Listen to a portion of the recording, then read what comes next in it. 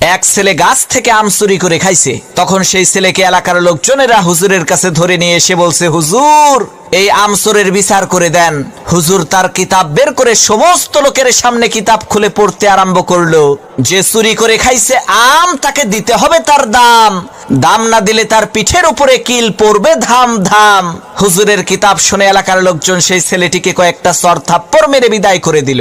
আল্লাহর কি কুদরত! কয়েকদিন পর সেই হুজুরের নিজের ছেলে ডাব চুরি করে খাইছে। তখন এলাকার লোকজন হুজুরের কাছে এসে বলছে, হুজুর মানুষের ছেলে আম চুরি করে খাইছে দেখে বিচার করলেন, এখন আপনার ছেলে তো ডাব চুরি করে খাইছে, বিচার করেন তো দেখি।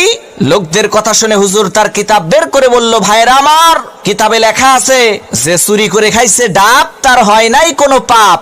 তখন এলাকার লোকজন বলল, হুজুর বুঝলাম ডাব খাইলে পাপ নাই, কিন্তু আপনার ছেলে তো একেবারে পাকা জোনা খাইছে।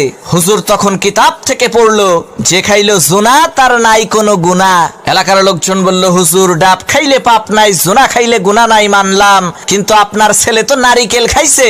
তখন হুজুর তার কিতাব থেকে পড়লো, যে নারিকেল খাইছে চুরি কইরা, তোমরা সবাই মুড়ি দাও তার হাত ধইরা, কারণ সে চুরি করে খাইছে নারিকেল, এর মানে একেবারে পরিষ্কার তার দেল। তখন এলাকার লোকজন বলল, সর্বনাশ, হুজুর আপনার ছেলের বিচার করার কোনো দরকার নাই, আপনি আমাদের ছেলেরই বিচার কইরেন তাই হবে।